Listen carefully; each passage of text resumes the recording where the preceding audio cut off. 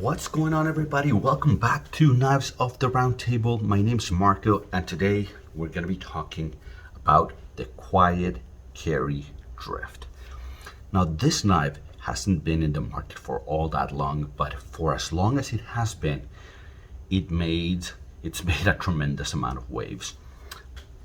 And I think the biggest thing here is that it's fully corrosion resistant. So for those of us who live in humid weathers, whenever we see a knife like this, we're automatically drawn to it.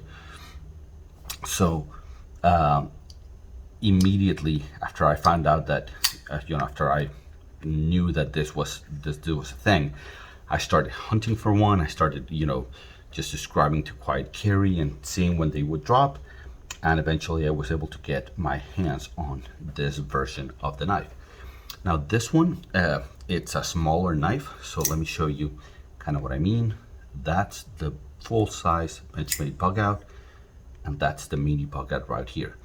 So it's like the middle brother of these two.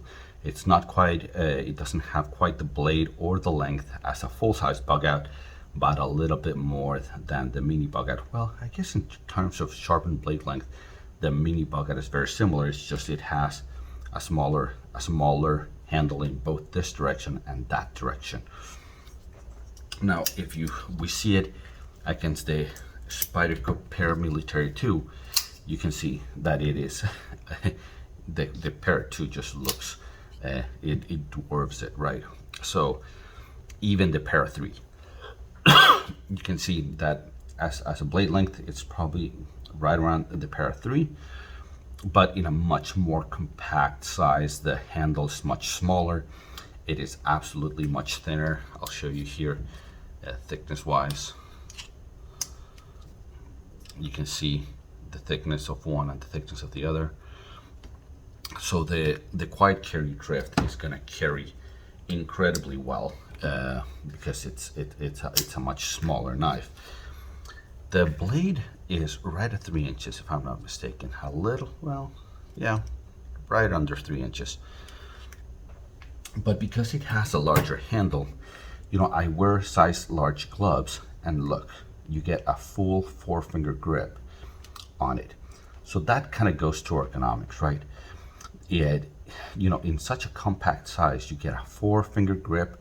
You also get a 4-finger choil if you want to use it. They have this really subdued jimping that I like a lot. I like when they have some jimping that is not aggressive.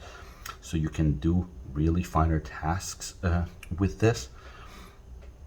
But like I said, the ergonomics are pretty darn good. It has enough width in this direction and enough length to have a full grip. So even though it's a small knife and it carries really small, it fills your hand fairly well. So the Drift is definitely a knife that I would recommend, and I would call, while not the best ergonomics in the world, especially because it's such a thin knife in this dimension, I definitely would count the ergonomics as one of its strengths.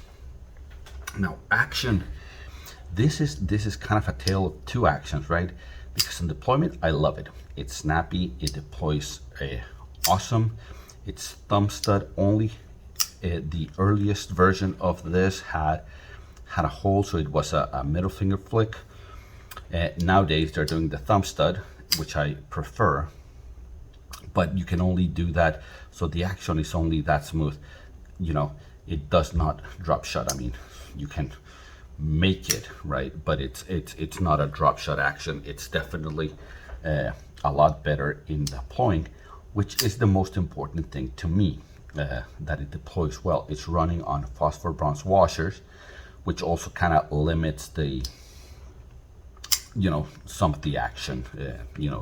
If you want something that's really fast or drop shot, they need to be on bearings. But I would say that the action on deployment is awesome, and the action on closing is basically non-existent. You have to do it yourself, either with one hand, as I've been doing, or with your pants, or whatever you do. work with the other hand. So I would say that the action is good on deployment. It's pretty darn good on deployment, and it does nothing on closing. So you're looking for a drop shot action. This is not the knife.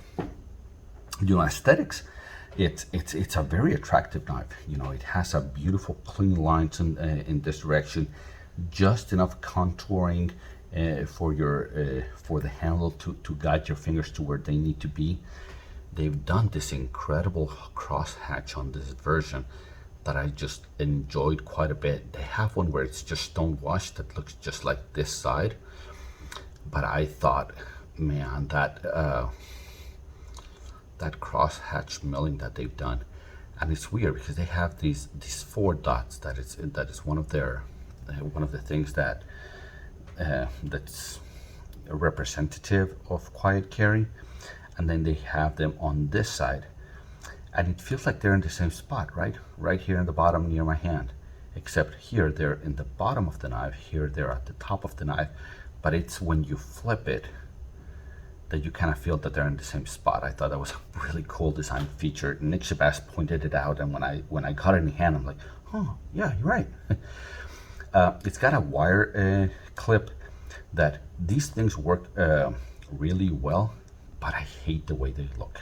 I think, on this side the knife looks elegant, it looks refined, it looks, the cross hatching looks like an elegant piece, and then you turn it and it looks like a $40 spider cut that they just threw up this pocket clip. It's really functional. They're really good. They do what they're supposed to. I just think they look like crap. I don't like the aesthetics at all, and for what uses I have of the knife, I would have really liked a better pocket clip. I think that's something they could have done much better. Now, cutting is incredible with this knife. The stock on this is super thin. If like the bug out is a thin blade, and this one might be even thinner than the bug out, so it slices super good. And because it's Vanex, and I don't know if you I think Vanex and I think Zevinit is the same steel, but they are basically corrosion proof steels, and you get edge retention similar to S30V or S35VN. It's in that range, but you get full corrosion resistance. So this is a knife that I use quite a bit, especially if I know I'm going to a river or a beach or something like that, where I might get wet, and you want nothing to rust on your knife. This is the one to carry. It has a titanium frame, and even the lock bar, I think it's LC200N, that is also corrosion proof. So everything on the knife is corrosion proof. So if you're gonna be wet or humid and you want to not worry about your knife, this is the one to get.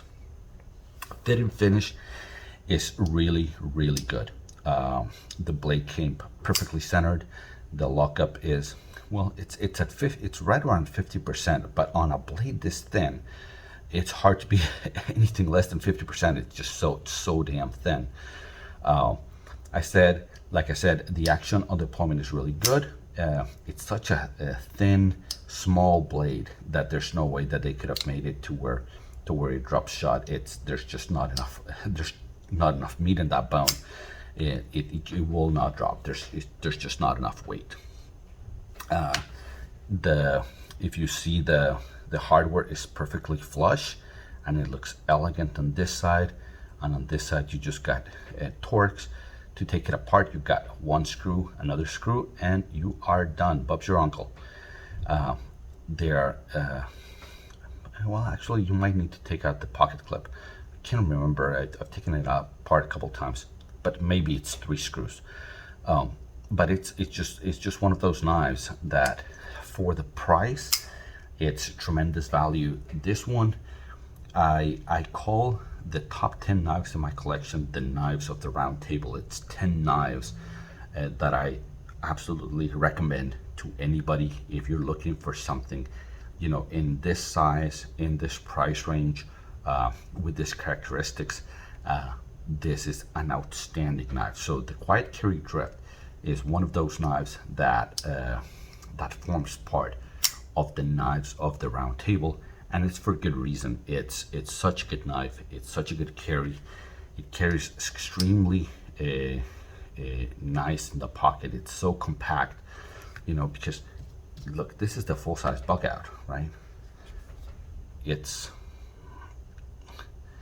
you can expect it to feel like a bug out that is rust proof with Van Eyck steel and with this beautiful milling. I think it's just a beautiful knife, and there's not a lot to dislike here. Maybe I would have liked it to drop shot a little bit better, but with all of the other attributes, I think it's something that I'm willing to overlook. There's not a lot to dislike here. I would absolutely recommend the Quietcarry.